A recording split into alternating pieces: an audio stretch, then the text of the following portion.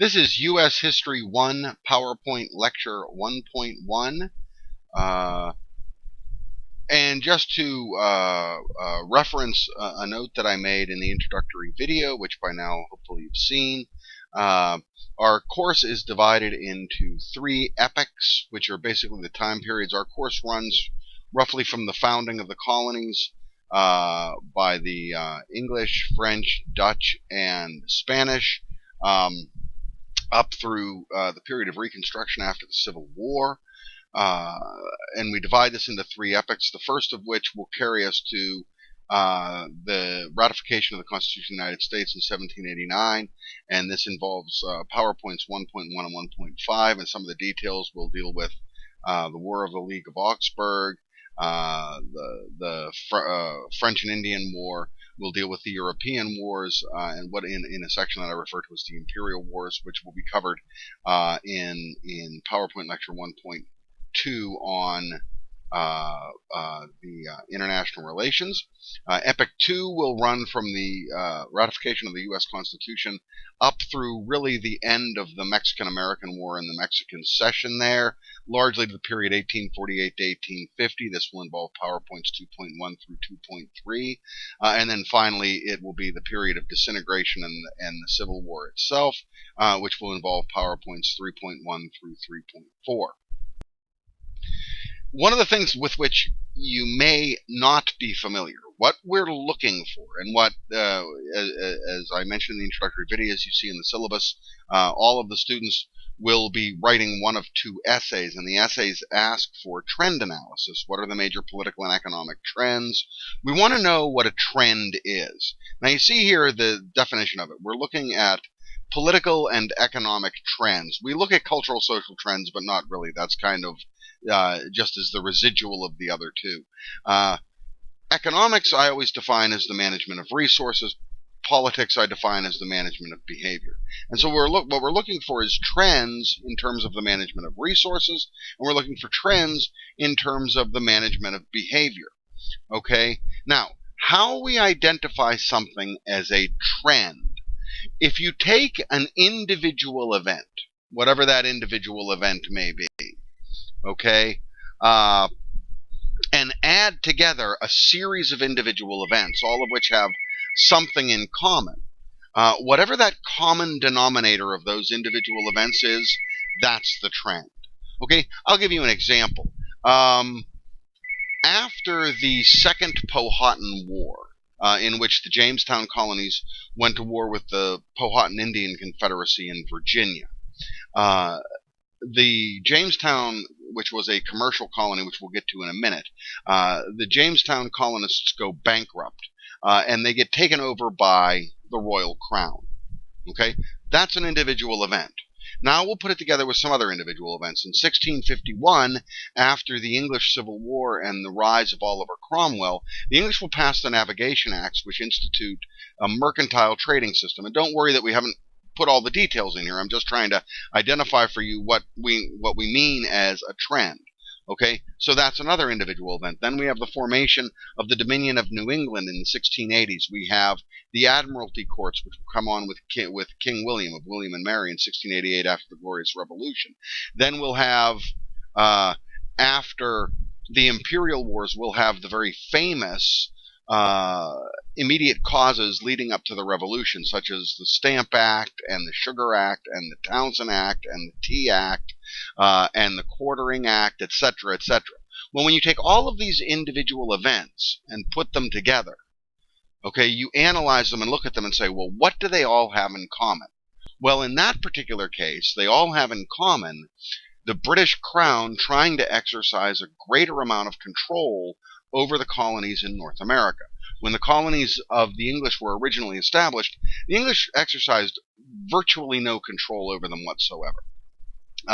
In many cases, it was a question of good riddance to bad rubbish. We see this with the New England colonies, which were social experiments from offshoots of the Anglican Church. And the English really wanted nothing to do with them. In Maryland, Maryland was a colony that was founded as a haven for Catholics to get the Catholics out of England. Okay, so it was good riddance to bad rubbish. But as time went on, the English wanted to exercise more and more control, and the colonists will react negatively to this. So that's, in fact, in the first epoch, that's the main political trend, is England trying to exercise greater and greater control. We'll have trends like that in the second epoch, in the third epoch, okay, and we'll look for what these trends are. We do the same thing in U.S. history, too. Now, in terms of an economic trend, there are other things that we can take a look at. Okay, in the early days of the colonies, it was an agricultural society. We had the southern colonies actually making a profit under the mercantile system. They had cash crops. They were making money hand over fist. The New England colonies lived a subsistence living. The middle colonies did okay. As time went on and the United States formed, the southern colonies faced increasingly damaging terms of trade. We'll deal with trade policy, things like that, mostly in Epoch 2. Well, that's a trend. Okay, and so when we put together these individual events and individual things and look for a common denominator, that's what's going to create our trend. That's what we want to keep our focus on.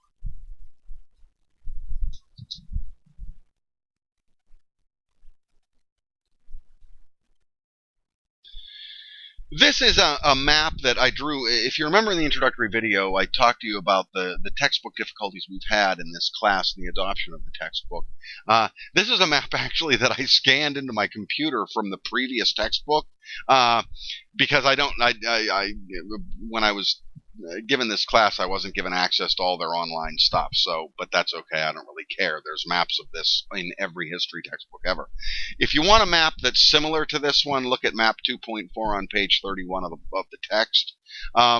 This basically shows the patterns of exploration. For the most part, we have up here, the French come in on the St. Lawrence and found New France here, okay, in the city of Quebec. The English will come in here. This is the original Roanoke voyages. Roanoke is the very famous colony that disappeared. They first established it in the 1580s, and when the Jamestown people came in 1607, there was no evidence that Roanoke even existed. No evidence of the colonies whatsoever. My personal opinion of what happened to the Roanoke, all historians have an opinion of what happened to the Roanoke colonists. My personal opinion, I don't know. If you ever saw the J.J. Abrams show Lost, I think it's something like that. I think they ran into an island off the coast of Virginia that actually was unstuck in time, and what they would do is when they would turn a particular dial, it would shift to times. So as far as I can tell, the Roanoke colony either went further back in time or hasn't yet reappeared in time and may reappear in a couple of hundred years. That's what I think. I should tell you that's a minority opinion. There's not an awful lot of evidence supporting it, but it does seem to explain the strange disappearance of the Roanoke colony. Okay, so and then the Spanish colonize all down here. This is as a result of the Treaty of Tordesillas. The Treaty of Tordesillas divided the world effectively here, with Spain getting everything to the west and Portugal getting everything to the east. And Spain never really moves very far north into North America. And there's a reason for that. The main reason for that has to do with what we're going to get into in a little bit here. The motivation that Spain had for coming to the New World in the first place. Now, here we have the English and Dutch colonies. Now, the English and Dutch colonies, the Dutch basically will land in what is modern-day New York and New Jersey. They will maintain control over until the Anglo-Dutch Wars, which again we'll cover when we deal with international relations. The English form their colonies in New England here, and in the South, running from Maryland ultimately all the way to Georgia, Florida being a Spanish possession all the way up into the 19th century. And this is similar to the map you'll see on map 3.3 on page 43. Now, here's where we start to get into it. And as I said to you in the introductory video, I'm a political economist, so I study the relationship of politics and economics. And for my first 7 years at Robert Morris, I taught economics. So there's a significant element of economics in the class here. Most of it, to the degree that I can, I avoid the technical explanation of economics and put it into layman's terms of what's going on. Here's the difficulty we have, okay? And it's actually one of the more interesting difficulties in economics. In European history, come about really the end of the 14th century, which is the end of the 1300s, and into the 15th century, a capitalist economic system starts to take over from a feudal economic system, and we won't go into the differences between those two. Well, one of the things that's true of a capitalist economic system, it is in fact probably the mainstay of capitalist economics, is surplus production. You develop surplus production, okay? And they didn't know this at the time. And even at the time of the Spanish explorations in the late 15th and early 16th centuries, they didn't know this. They wouldn't actually learn this until the 1950s. Milton Friedman will win the Nobel Prize for coming up with this. What determines ultimately the price of a commodity in the macroeconomic setting? In other words, when we take the nation as a whole, or when we take the world as a whole, what's going to be the primary determinant of prices is the relationship of the quantity of goods and services to the quantity of money. Okay, now let's look at a couple of things here. And again, we're going to try to avoid the technical economics. We're just going to understand this from a conceptual basis. At the time in Europe, this is 16th century, this will be all the way up into the 20th century, they don't have what we now call fiat money, which is just paper money that has nothing behind it. Okay? All money is backed by gold and silver. Gold and silver, which is known as specie, okay, you see that here, specie, is the only thing of value. Paper money is used, and we'll explain this in greater detail later, to represent specie. It's essentially an IOU. Okay? Well, what had happened with the development of capitalism, particularly in the Habsburg Empire of Spain and Austria, was massive increases in production without commensurate increases in the amount of specie, the amount of gold and silver. And so you had way too much goods and services, way too little money. And as a result of this, you're going to have deflation. Too little, think of it this way, too little money in your system. And that's going to create deflation. And again, we could get into a lengthy technical discussion of what that's going to do to the economy. Effectively, what that does to the economy, that artificially deflates prices. Prices are lower than they ordinarily would be as a result of the lack of money in the system. Because of the prices being so low, producers can't produce enough, and they can't hire enough laborers. And so as a result, you're going to have massive unemployment. These are the economic conditions that the Spanish are facing by the end of the 15th century.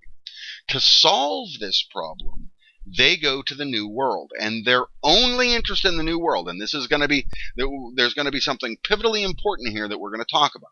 We're going to talk about the differences between the Spanish colonists, the French colonists, the Dutch colonists, and the English colonists. The Spanish came to the New World for one and only one reason.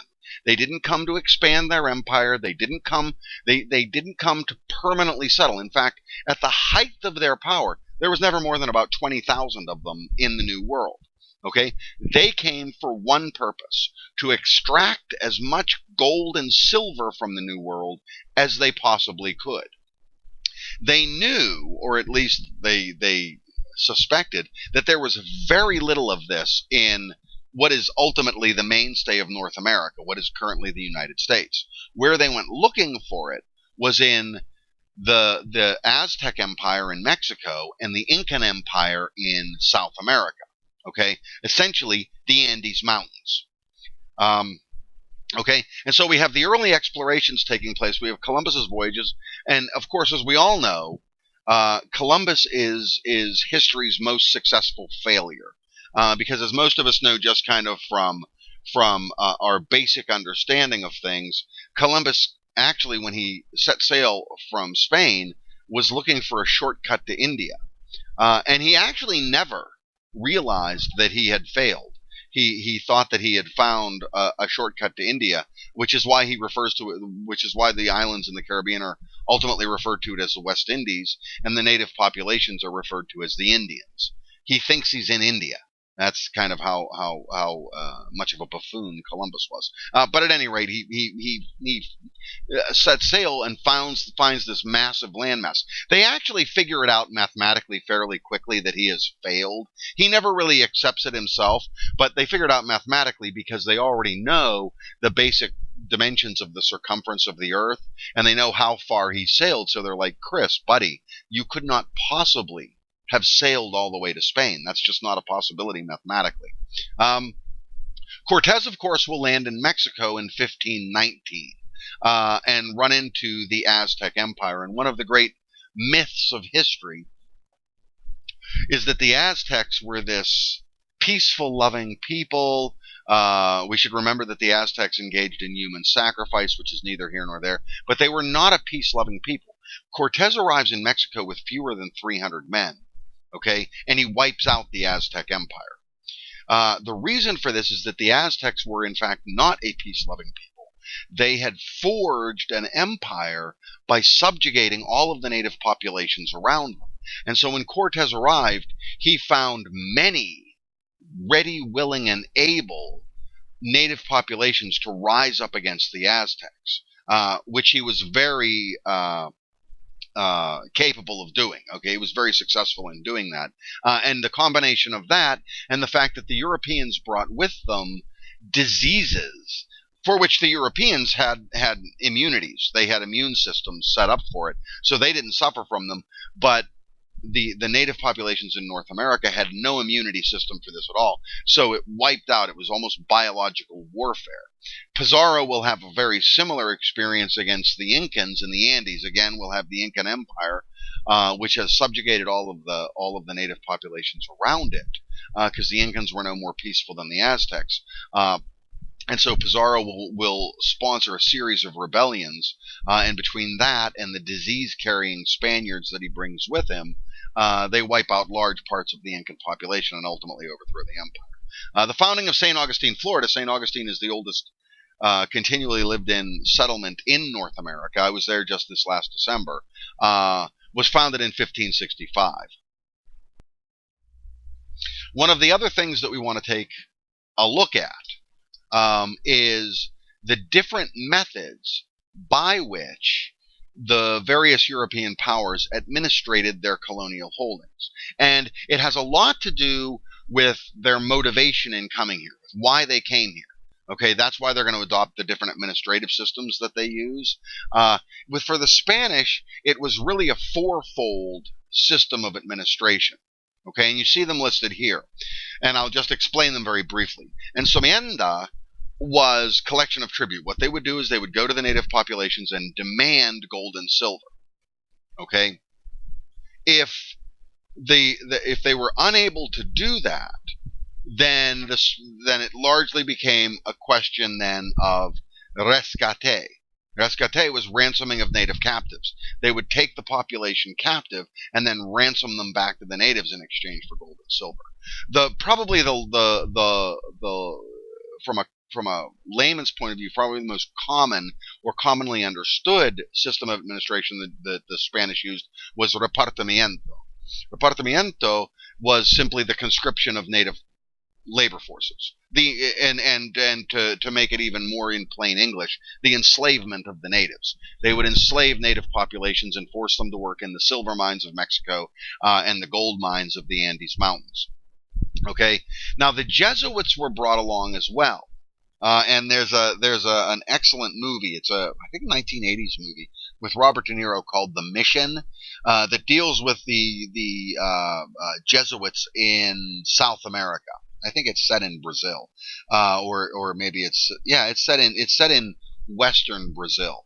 But at any rate, the Jesuits are brought there as a system of helping to control the native populations.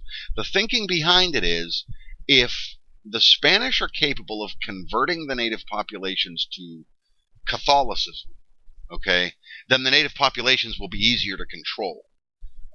because they'll listen to the edicts of Rome and the edicts of the Pope and the edicts of the Spanish king. They'll be easier to control. This actually never works out particularly successfully for them. It will actually be multiple generations. It'll be about 3 generations before the native populations of South America and Central America really begin to convert to Catholicism. What they do at first is all of the native populations are pantheistic, meaning they believe in multiple gods, and they simply take Christianity and put that into the context of their own religions. And so Jesus will simply become another one of their gods. It won't be really the adoption of Catholicism, and so they're not terribly successful. The effects on the native population you see there, the subjugation of them, the native populations won't actually rise up against the Spanish for better than 100 years, about 150 years in the Pueblo Revolt, the Pueblo Revolt actually is very successful for the natives, and it will push the Spanish out of North America for probably about 30 years until they come back in force. It will create, as I mentioned before, disease, and along with the Spanish comes European society, and it will begin to shake the foundations of the native society. Okay, among other things, the Aztecs will end their their suicide rituals, their sacrifices to the gods, things like this. All of this will be done away with, and so native society will, in general, be subjugated. We'll see the same thing further north with the English.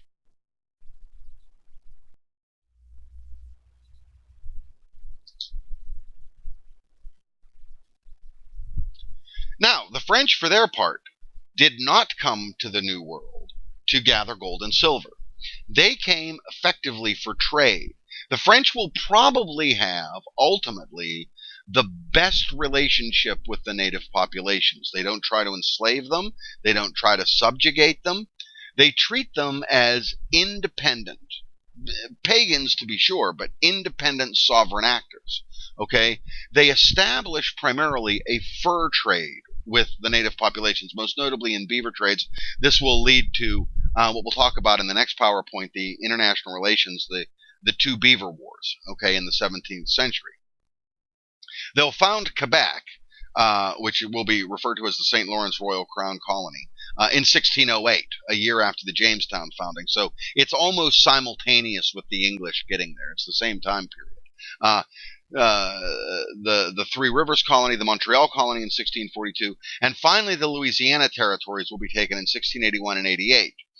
Okay, this of course will be ultimately the territories that will be sold to Thomas Jefferson in the Louisiana Purchase, which we'll cover way later in Epic 2. And so the French spread out down the St. Lawrence, then across the Great Lakes, but don't touch anything east of the Mississippi. The Louisiana territories roughly run from west of the Mississippi out to the Spanish holdings in California, okay, and south of Canada, south of what will ultimately be referred to as the Oregon territories. Okay.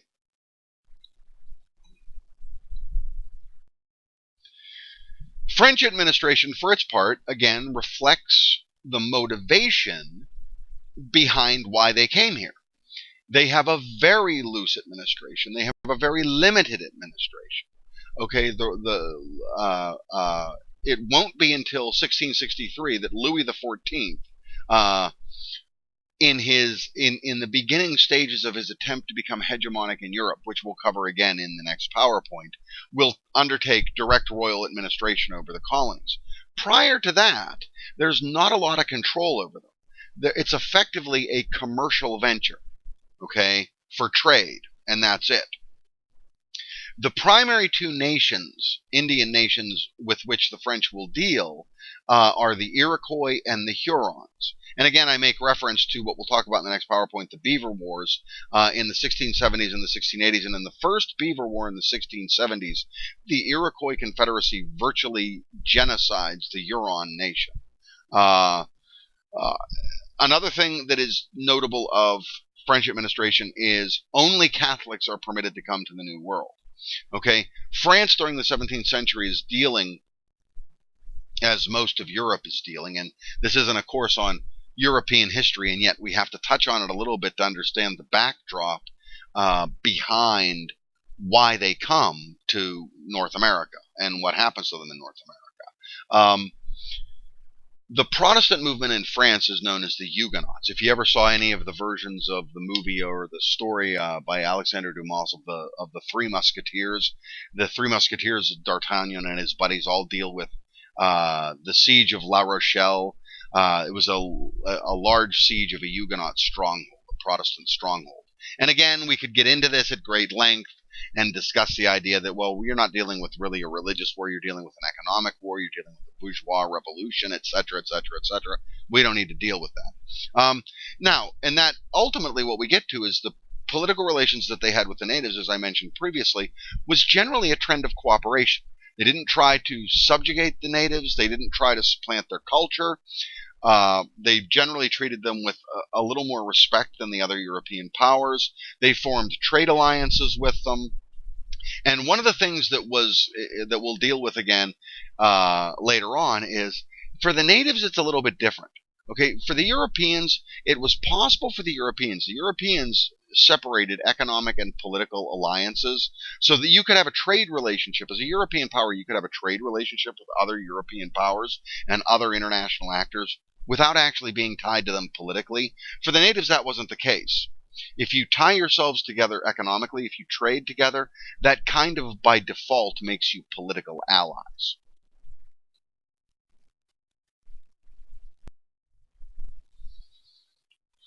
For the Dutch,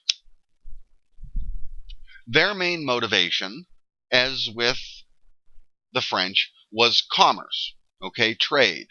The difference was that the Dutch were much more predatory in their trade with the natives, which will lead to serious difficulties. What I mean by that is we understand, let's just try to put some context to a predatory trade relationship. A predatory trade relationship is where one side tries to take advantage of the other side. Okay? The French, for the most part, didn't do that. They were more fair in their dealing with the natives, which is why they got along better with them. The Dutch were not. The Dutch were very mercantilistic. Okay? They sought to screw the natives in trade relations. And we see the two largest trading companies in the world will be the East India Trading Company and the West India Trading Company. New Holland will be founded in 1624. This will become ultimately Albany, New York. It will be referred to as Fort Orange. And again, the Dutch don't really come here to colonize. They don't send large populations. They don't expand that much. They send administration and some military force to maintain control over it. But for the most part, they're a commercial venture. Okay? Again, it's unlike now the French. For the French, they did in fact have some political motivation behind this. What we want to remember, and we'll deal with this again in the next PowerPoint in international relations. Louis XIV takes over in the 1660s in France, and he makes a push to become the #1 power in Europe, unseating the Habsburgs. In so doing, he sees the development of the Spanish and English colonies in the New World, and he doesn't want France to be left behind. So there is, in fact, a political motive behind France's movement into the New World. You know, it's reminiscent of, if you can remember, and I refer to movies all the time, so I'll make reference to this, the movie The Godfather. Okay? Fairly early on in the movie, Don Vito Corleone has Santino and Tom Hagen sitting there on a couch talking about a potential deal with Sollozzo, the heroin dealer. And he asks them for their opinion. And both Tom and Santino say yes. And Tom's reasoning is, if we don't get involved in this, the other major powers will, the other 5 families will. And with the money they make from it, they can buy political power, they can outmaneuver us. This was largely France's motivation. They understood this as well. We don't want to be left on the sidelines in this exploration. They're in a political conflict with Spain and with England at the time. Okay, and will be for the next 100 years or so, well, 150 years. Okay, with the Dutch, that's not the case. long past has the sun set on the Dutch political empire. They are a commercial empire only. And so you see, it's apolitical. It's not really a political. The problem is that both the East and West India Trading Company send kind of, how to say this, they send their ne'er-do-wells, okay? They send the losers. The people in both those companies, in both those Dutch companies, that have any ability whatsoever are in Holland, administrating the companies.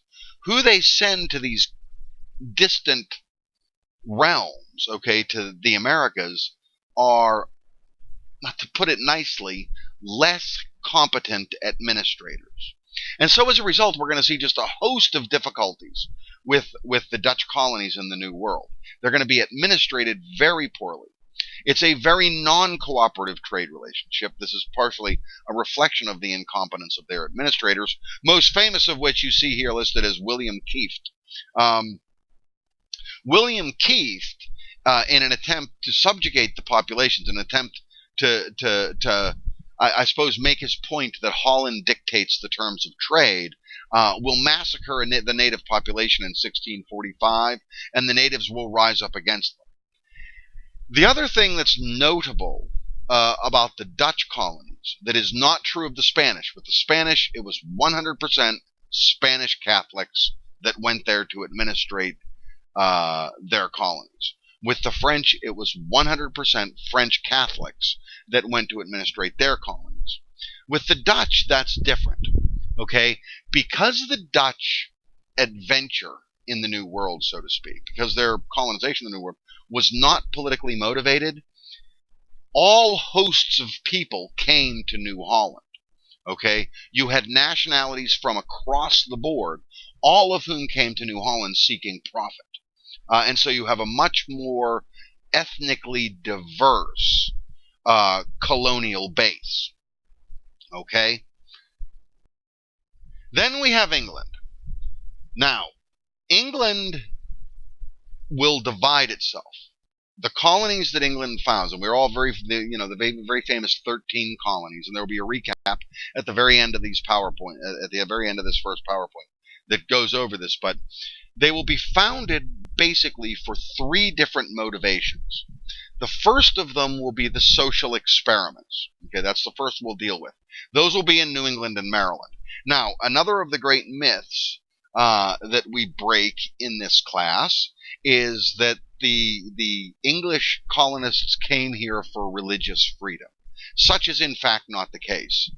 In fact, there was only one of the colonies, of the 13 colonies, that was founded on the basis of religious toleration. And it wasn't the New England colonies, it was Pennsylvania. Pennsylvania was founded by William Penn, who was a Quaker, and in the Pennsylvania Constitution, it was written for religious toleration. There was to be no prejudice shown on the basis of religion. Such is not the case in New England. The New England colonies were founded to create religious utopias.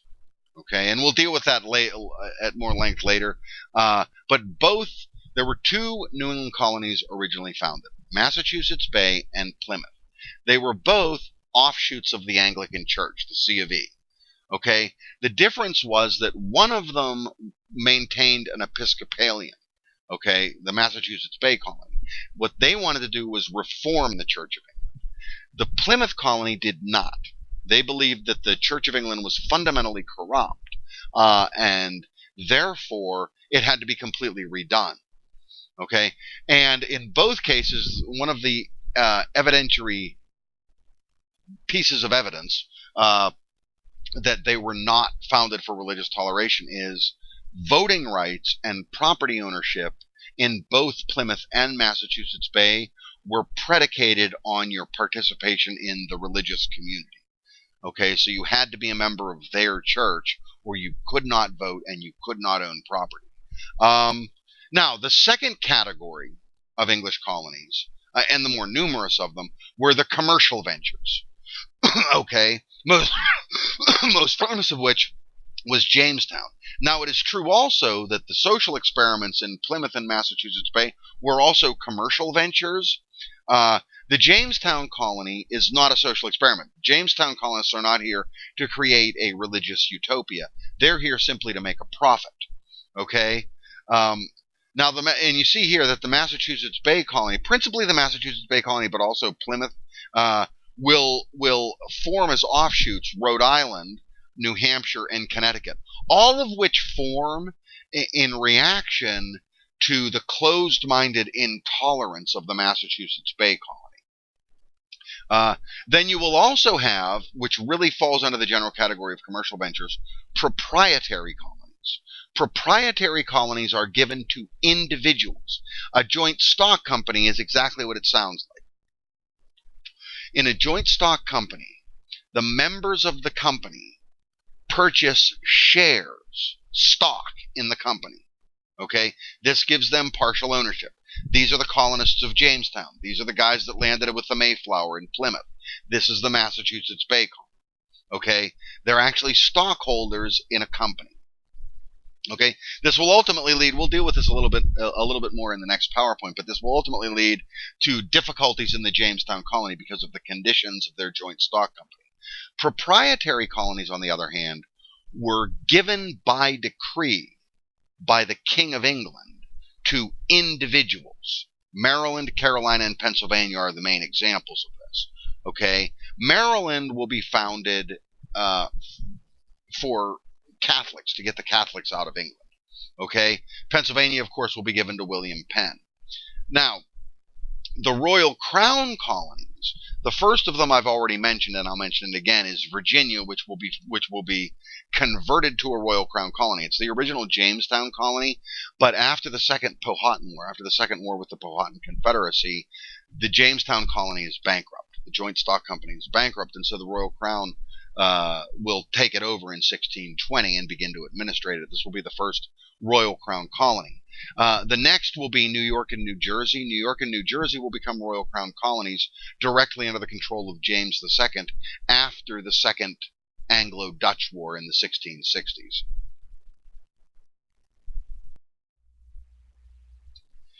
Now, here we see a map of the English colonies, and the book doesn't really have a very good map of just the English colonies. You see that New York and New Jersey will both become English Royal Crown colonies in 1664. That's at the end of the Second Anglo-Dutch War, which we'll cover in the next PowerPoint on international relations. Pennsylvania, founded in 1681. Virginia, of course, is the holdover of the Jamestown colony. Maryland in 1634. Delaware, most of you are familiar, this geographic area right here is Delaware. That will form as an offshoot of Pennsylvania. Because while it's true that William Penn enforces religious toleration, he has a very dictatorial personality, and there will be a negative reaction by many of the Pennsylvania colonists to William Penn himself. It is, after all, a proprietary colony. It's owned directly by him, given to him by the king, and so they'll break away and form their own colony in Delaware. Then we have up here the Plymouth colony, founded in 1620, the Massachusetts Bay Colony, founded in 1630, and Rhode Island and Connecticut will break off from the Massachusetts Bay Colony. New Hampshire really breaks off from the Plymouth colony, but you'll see this diversity, and that's what's ultimately going to create our 13 colonies. My family, just kind of as a side note, on my grandmother's side, on my mother's side, my mother's mother is a member of the first families of Virginia. They came over on the second voyage of the Jamestown colonists. They were members of the Jamestown Joint Stock Company. In my father's family, the Honeywell line, they came over with the Plymouth colony. They came over in 1620. They came over actually in the second passage in 1623. So my family goes way back here. Okay. Now, I've already mentioned the social experiments. I'll just amplify that a little bit more here. The Plymouth colony was formed as separatists from the Anglican Church, the C of E. Okay, they were the ones that believed that the C of E, the Church of England, was fundamentally corrupt. The Plymouth experiment, the Plymouth colonists, will actually become, in England, after the English Civil War, Oliver Cromwell will take over. these are going to be Cromwell's guys. Okay, this is 30 years before Cromwell takes over, but this is the same movement that will breed Oliver Cromwell. Okay, and so they're exceptionally closed-minded in their approach. Their belief, which is in contradistinction to the Anglican Church, they are essentially Calvinists. Calvin will launch his experiments in the early 17th century. And Calvin, the mainstay of Calvin, is this idea of predestination, that whether or not you get to heaven is preordained at the time of your birth. Okay, and so this will be one of them, and they will attempt to create a religious utopia here. The Massachusetts Bay Colony, for its part, has more of an antecedent to England.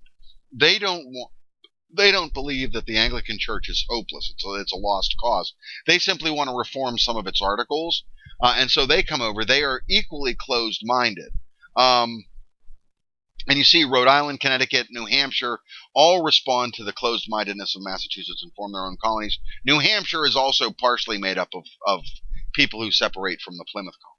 Maryland is founded as a proprietary colony given by the King of England as a safe haven for Catholics. This 17th century, if you can, without getting too specifically involved with English history, but if you remember, the 17th century is a period of great religious upheaval in England. We have in the middle of the 16th century Henry VIII breaking from the Catholic Church because no high-minded thing. He wanted to get divorced.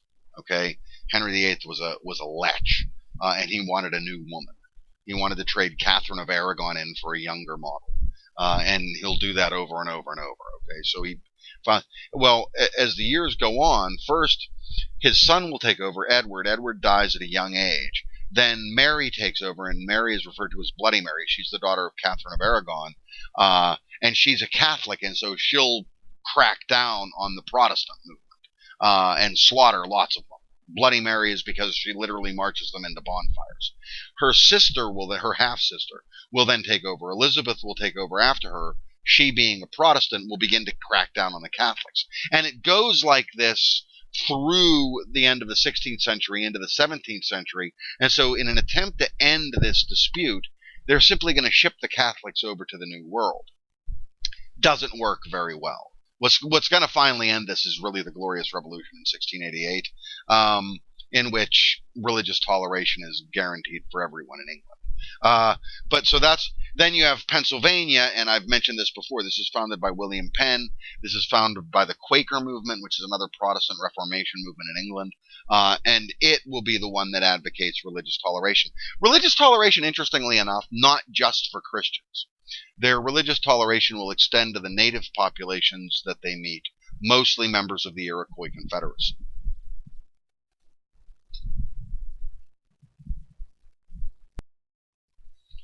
The commercial ventures I've mentioned before. Carolina, Pennsylvania, and Georgia will be examples of commercial ventures that are proprietary, okay, meaning they'll be single ownership. They'll be owned by a specific family or small group of individuals. The Jamestown Company, the Massachusetts Bay Company, the Plymouth Company will all be owned. There'll be communal experiments. There'll be joint stock companies that are equally owned by the shareholders. We have actually an antecedent to that, though it's founded much later. This won't be founded until really the end of the 18th century. Up here near where I live in Rochester, near in Ambridge, there's Harmony, the new Harmony place. That was founded. That's very similar to what we're talking about. It was a joint stock company. All the members of the company held equally. Things were held in common. There really wasn't the idea. Property ownership really wasn't the idea of private fee simple property the way we understand it today.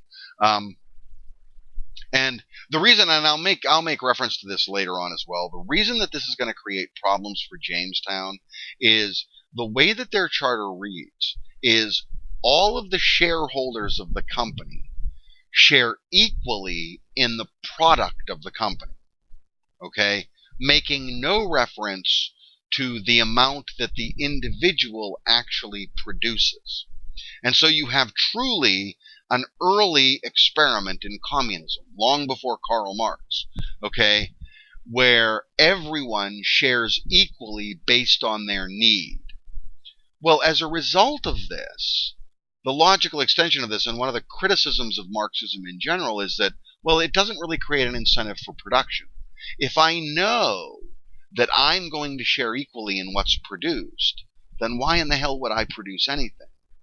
Okay? I had an example just kind of as an aside here, as we draw towards the end of this PowerPoint.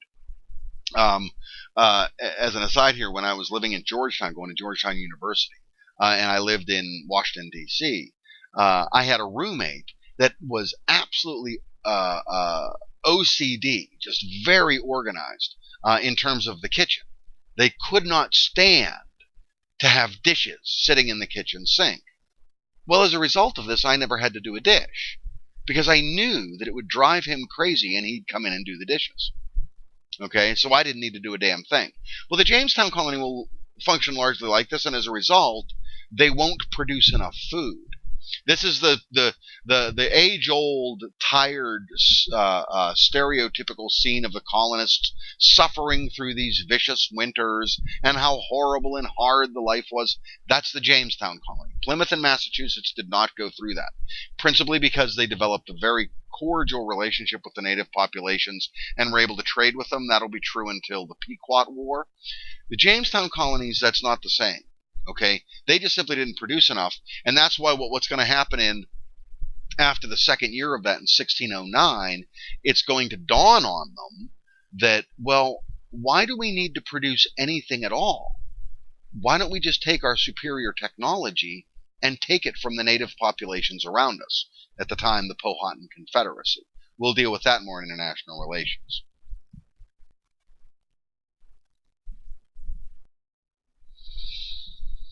Now, the economic administration of the colonies, I just talked at some length about Jamestown. The period that this experiment is going to go on will be from 1607 to 1612. After the end of the First Powhatan War, they realize what the difficulty with that charter is, and so they'll end it. Property right will transform into more of a fee simple basis where your labor is what's going to give you property right over something, and so the more industrious members of the population will be able to keep what they produce, and this creates an incentive to become more industrious. And the way that they'll do this is originally under their charter. When the Jamestown colony was founded and the Jamestown Joint Stock Company founded that area, all of the land was held in common. Okay, it was held by the company. How they're going to divide this is they're going to divide it. In 1612, they're going to end this, and they're going to give everyone 3 acres of that territory as private land holding. 3 acres being about as much as one family would be able to farm. Okay, in 1616. And then later on in 1620, they're going to create what's called the headright system. We'll deal with this at some greater length when we deal with the idea of indentured servants. Indentured servants was the primary labor system up until the end of the 17th century when the plantation system started to come online, and that would be replaced by slavery. Indentured servants weren't really slaves. What indentured servants were they were people mostly from England, but from other places in Europe as well, who willingly traded their labor for passage to the New World under specific terms. Typically 7 years was the term of an indentured servant, after which time they would become freed men. Okay? Under the headright system, which they develop in 1616, and really it comes online in 1620, all of these freed indentured servants will get 50 acres of land. Now, if you just think about this for a minute, okay, that means that the Virginian colony, and it becomes a Royal Crown colony after 1620, has to be, by definition, inherently expansionistic. Because if you continue to expand your production, and you do so with indentured servants who willingly come over, trade their service for 7 years, you're going to need an ever-increasing amount of land to be able to give these guys 50 acres. Okay? And so it makes it absolutely necessary that you expand, and they will expand at the expense of the Powhatan Confederacy, and this will be really the start of the Second Powhatan War. They will have a cash crop, a staple cash crop, that will serve as the basis of their economy, tobacco. Okay? He said as he was smoking a cigarette.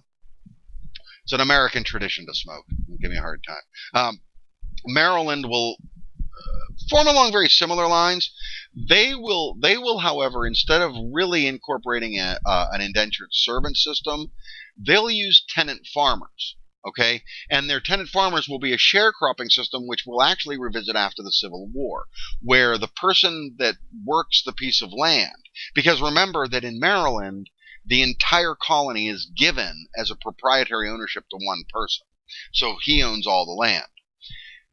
The tenants will be permitted to keep a certain percentage of their product.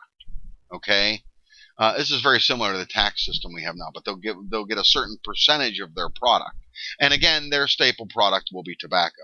And as I said in the introductory video, last semester I would record these narrations, and sometimes they would go on for an hour and 45 minutes. We're not going to do that this semester. They're going to end at 50 minutes, as it would in an on-ground class. So what you want to think of is that we're in an on-ground class, 3-day-a-week class, 50-minute class, and we're now at 50 minutes and 30 seconds. And so we're going to end here and just pick up right where we left off with this slide. No, with the next slide. We'll pick up with the next slide.